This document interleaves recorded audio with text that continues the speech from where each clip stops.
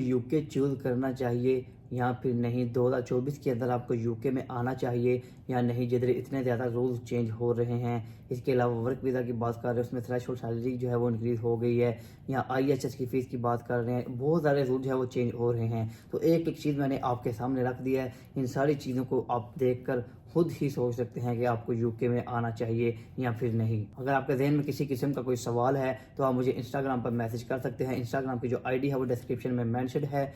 जितना हो सका मैं आपको उसका आंसर देने की कोशिश करूँगा।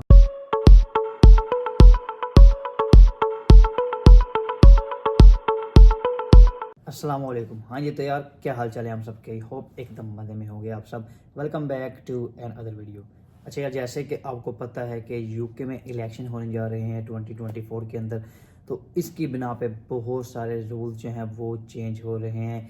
अपने जो इमिग्रेंट्स हैं उनको कम करने के लिए, ज़ाहिर बात है पिछले 3 से 4 साल के अंदर बहुत ज़्यादा जो लोग हैं वो यूके के अंदर मूव हुए हैं, जिनमें बहुत ज़्यादा एक जो तादाद है वो स्टूडेंट्स की हैं। तो इन्होंने जो है इस तरह के एक्शन जो है वो लेने स्टार्ट किए हुए हैं। इस तरह के जो रूल्स हैं वो बना रहे हैं कि ताकि जो इमिग्रेंट्स हैं वो कम से कम हो रहे हैं, जो लोग हैं वो यूके से बाहर ज़्यादा जाएं और जो यूके के अंदर लोग हैं वो कम आएँ, जिसकी बिना पे इन्होंने ऐसा रूल बनाना स्टार्ट कर दिए हैं जो कि वो मुश्किल से मुश्किल होते जा रहे हैं। चाहे आप एज स्टूडेंट आ रहे हो, चाहे आप वर्क वीज़ा को लेकर आ रहे हो। इससे पहले जो है वो स्टूडेंट वीज़ा को देखने को मिला कि इन्हें डिपेंडेंट क्लोज कर दिए, जो कि 2023 के एंड तक रहे थे। उसके बाद से जो है वो क्लोज हो चुके हैं, क्योंकि ज़्यादातर अगर नाइजीरिया की ही बात की जाए तो जितने जो स्टूडेंट्स हैं उससे ज़्यादा जो है वो उनके डिपेंडेंट्स आए थे। एक बंदा स्टूडेंट आता था, 4 उनके डिपेंडेंट्स आ जाते थे। इस तरह जो है इन्होंने स्टूडेंट वीज़ा जो है फ़ीस वो इंक्रीज़ कर दी है। आईएचएस की जो फीस है वो इंक्रीज़ कर दी है। इसके अलावा जो है बहुत सारी चेंजिंग हो गई। इसके अलावा वर्क वीज़ा की बात करें तो इन्होंने जो है वो थ्रेशोल्ड सैलरी बहुत ज़्यादा इंक्रीज़ कर दी है। इसके अलावा जो है वर्क वीज़ा जो केयर होम का वीज़ा है उस पर डिपेंडेंट क्लोज कर दिए हैं। इसके अलावा बहुत सारे ऐसे रूल्स हैं ये उन्होंने चेंज कर दिए हैं, सिर्फ इमिग्रेंट्स जो है वो कम करने के लिए।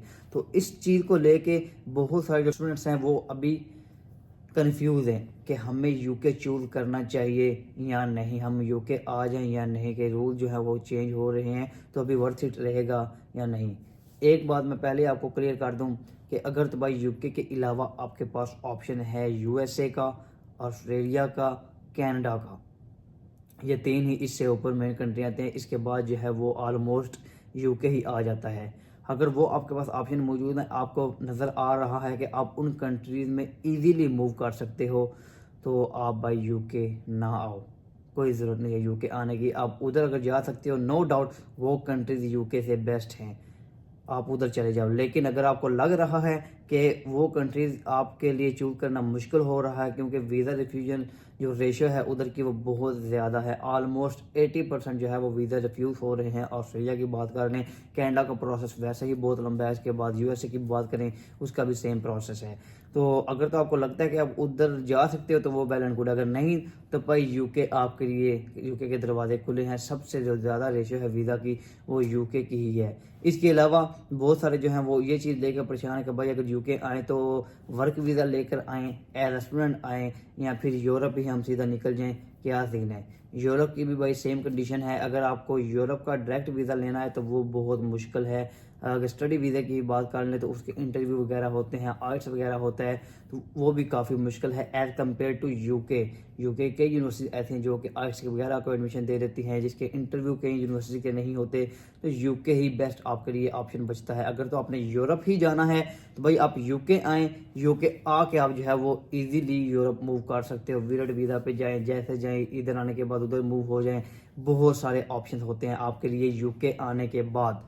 आप हर जो है शेंजन कंट्री, जितने भी उनके कंट्रीज हैं शेंजन में, सब जगह पे आप जा सकते हो। इसके अलावा वर्क वीज़ा की आप बात कर रहे हो तो वर्क अगर स्पॉन्सरशिप आपको, अगर आपकी डिग्री इतनी है कि आपको स्पॉन्सरशिप मिल रही है इजीली यूके के अंदर, तो बेस्ट है। क्योंकि इधर आपने स्टडी करने के बाद यदि स्पॉन्सरशिप लेनी है तो भाई आप स्पॉन्सरशिप ले लो, वो आपके लिए बेस्ट है। बहुत ही अच्छा रूट रहेगा आपके लिए। उसका फ़ायदा आपको ये होगा, डायरेक्ट आप स्पॉन्सरशिप क्या आप आईएलआर के लिए 5 साल के बाद अप्लाई करोगे, आप इनडेफिनेट लीव टू रिमेन आपको मिल जाएगा। उसके बाद आप पीआर के लिए अप्लाई कर दोगे। अगर आप स्टूडेंट वीज़ा पे आते हो, जाहिर बात है 1 साल की स्टडी है। अगर मास्टर पे आते हो 2 साल का पीएसडब्ल्यू है, फिर 5 साल का स्पॉन्सरशिप लेने के बाद फिर 8-9 साल के बाद टोटल लग जाते हैं indefinite leave to remain. ILR के लिए आप अप्लाई करोगे, फिर PR, यानी 8 से 10 साल का जो है ये प्रोसेस हो जाता है। तो अगर स्पॉन्सरशिप मिल रही है, बेस्ट है आपके लिए। लेकिन इधर आने के बाद अगर आप इस घर से जो है आते हो कि यार मैं उधर जाके यूरोप निकल जाऊंगा, तो भाई यूरोप की लाइफ जो है वो बहुत ही ज़्यादा हार्ड है एज कम्पेयर टू UK। उधर जो जिसको आप लेबर वर्क कहते हैं, जिसको मजदूरी कहते हैं, इतनी टफ है आपकी सोच भी नहीं है। मेरे उधर दोस्त होते हैं, बहुत करीबी मेरे दोस्त होते हैं, मेरे अपने रिलेटिव उधर हैं, वो बताते हैं कि मतलब अर्निंग भी जो है वो UK से कम है। इसके अलावा जो है काम भी जो है वो बहुत ही ज़्यादा सख्त है। तो अगर आप इस नियत से आ रहे हो तो भाई उसके हिसाब से जो है वो UK ही बेस्ट है। हाँ, अगर आपका कोई जानने वाला, आपका कोई रिलेटिव उधर है जो कि कहता है कि आप मतलब मेरे साथ आके बिजनेस में काम शुरू कर दो, या मतलब उसके साथ आप इस तरह लग जाते हो कि आपको उस तरह की जो है वो लेबर वर्क नहीं करना पड़ेगा, फिर भी आपके लिए ठीक है। लेकिन अगर आप मतलब बगैर किसी प्लानिंग के उधर मूव कर जाओगे तो आपके लिए भाई बहुत मुश्किल हो जाएगा। नो डाउट जो UK की बात कर रहा हूँ, यूरोप की PR जो है वो इजी है एज कम्पेयर टू UK। 3 से 4 साल के बाद, 5 साल के बाद कई कंट्रीज ऐसी हैं आपको मिल जाएगी, लेकिन आपको बहुत ही ज़्यादा उधर हार्ड वर्क करना पड़ेगा। UK की अगर बात कर लें, UK जब आप आ जाओगे, आप इधर स्टडी करते हो, अगर स्टूडेंट वीज़ा के दौरान ही आप यूरोप का टूर करते हो, इसके अलावा शायन कंट्री जितने हैं उनका टूर करते हो, आप इधर से बैठकर कनाडा का वीज़ा अप्लाई कर सकते हो, USA का वीज़ा अप्लाई कर सकते हो। बहुत सारे ऐसे स्टूडेंट्स हैं जिनका वीज़ा वगैरह जो है वो लगे हैं, USA का भी ड्यूरिंग स्टडी लगे हैं। तो ये आपके लिए बेस्ट ऑप्शन रह जाता है।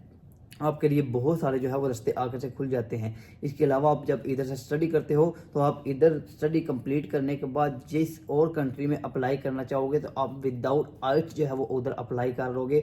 आपका जो प्रोसेस है वो ऑलमोस्ट 50% आसान हो जाएगा as compare to Pakistan, India, Bangladesh. आपके लिए बहुत ज़्यादा ईजी हो जाएगा जब आप इधर स्टडी कंप्लीट करने के बाद किसी और कंट्री में स्टूडेंट बेस पे भी अप्लाई करोगे। तो भाई बेस्ट यही है, अगर आप स्टूडेंट वीज़ा पे आ रहे हो तो इजी होकर आओ। जो रूल वगैरह चेंज हुए हैं वो अभी रिसेंटली जो चेंज है वो थ्रेशोल्ड सैलरी के रिलेटेड है, वो है वर्क वीज़ा के रिलेटेड। तो वर्क वीज़ा के रिलेटेड जब आप इधर आप करते हो, आप अगर आप अच्छी जो है वो स्टडी अपनी कंप्लीट करते हो, उसके बाद आप स्पॉन्सरशिप जॉब लेते हो, अगर आप में इतना कैलिबर है, आप इतनी कैपेबिलिटी है कि आप वो जॉब इंटरव्यू देते हो, तो भाई अगर उनको आप अच्छे लगते हो तो आप जो है वो आपको इतनी सैलरी देने के लिए तैयार हो जाएंगे जितनी इन्होंने थ्रेशोल्ड सैलरी रखी है। आप इस चीज़ की टेंशन ना लें। अगर तो आपने स्पॉन्सरशिप जॉब लेनी है, आपको स्टडी जो है वो अच्छे से करनी पड़ेगी, वो इतनी सैलरी आपको दे देंगे। इसके अलावा बहुत सारे रास्ते होते हैं स्पॉन्सरशिप लेने के। सारी बात है, इधर जो लोग हैं एक किस्म का बिजनेस बना लिया हुआ लोगों ने, जो वीज़ा वगैरह है वो सेल कर रहे हैं, तो उस चीज़ की भी टेंशन लेने की ज़रूरत नहीं है। बहुत सारे रास्ते जो हैं वो UK में आने के बाद खुल जाते हैं। जो नेगेटिव लोग हैं उनसे थोड़ा जो है वो यार आप बच के ही रहें, क्योंकि बहुत सारे लोग हैं, जब मैं आया था मुझे भी बहुत सारे लोगों ने बोला था कि यार तुम मतलब जितनी तुमने फ़ीस देनी है इससे अच्छा तुम यूरोप चले जाओ, ये हो जाएगा वो हो जाएगा। तो मैंने बोला यार जिधर मैं फ़िलहाल आया हूँ मुझे उधर ही रहने दें, मैं इधर ही फ़िलहाल स्टडी करूँगा, इसके बाद देखेंगे कि क्या करना है। तो बेहतर यही है कि आप भी फ़िलहाल अभी जिधर आ रहे हो इसके मुताबिक इधर ही रहें, इसके बाद की बाद में देखी जाएगी। इसके अलावा PSW के रिलेटेड अगर न्यूज़ की बात करें तो भाई अभी तक कोई न्यूज़ नहीं है। बहुत सारे स्टूडेंट्स हैं वो इस चीज़ के रिलेटेड, मैंने अगर पर्सनली बात करूँ तो मुझे इंस्टाग्राम में मैसेज करते हैं कि भाई सुना है रूल चेंज हो रहे हैं, PSW चेंज हो रहे थे। अभी तक कोई किसी किस्म की न्यूज़ नहीं है भाई PSW के रिलेटेड।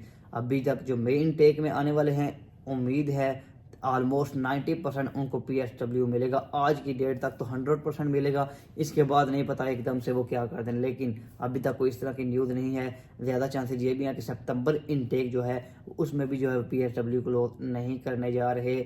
में भी अगर क्लोज करें तो वो 2025 के स्टार्ट में जो है वो इसको क्लोज कर सकते हैं। अगर इसको क्लोज करते भी हैं तो जाहिर बात है UK को नुकसान है, स्टूडेंट्स आना बंद हो जाएंगे। बाकी ये बात की बातें हैं, हम साथ साथ आपको अपडेट देते रहेंगे। तो ये एक छोटी सी वीडियो थी इस चीज़ की कोई कि बहुत सारे जो रूल्स हैं वो चेंज हुए हैं तो हमें UK चूज़ करना चाहिए तो नहीं। तो ये सारी रीज़न जो हैं वो मैंने आपके सामने रख दी हैं कि आपको UK चूज़ करना चाहिए या नहीं, या यूरोप जाना चाहिए या क्यों चूज़ करना चाहिए। A to Z डिटेल जो है वो मैंने आपके सामने रख दी है। तो इन चीज़ों को देख कर अपना डिसाइड कर सकते हैं कि आपको यूके में आना है या फिर नहीं। तो उम्मीद करता हूँ वीडियो थोड़ी सी आपके लिए हेल्पफुल रहेगी। अगर आपके जहन में कोई किसी किस्म का सवाल है तो आप मुझे इंस्टाग्राम पे मैसेज कर सकते हैं। इंस्टाग्राम की जो आईडी है वो डिस्क्रिप्शन में मेंशन है। इसके अलावा वीडियो अच्छी लगे वीडियो को लाइक लाजमी कीजिएगा। चैनल पर नए हैं चैनल को सब्सक्राइब करना मत भूलें। इंशाल्लाह मिलेंगे नई वीडियो के साथ, तब तक के लिए अल्लाह हाफिज़।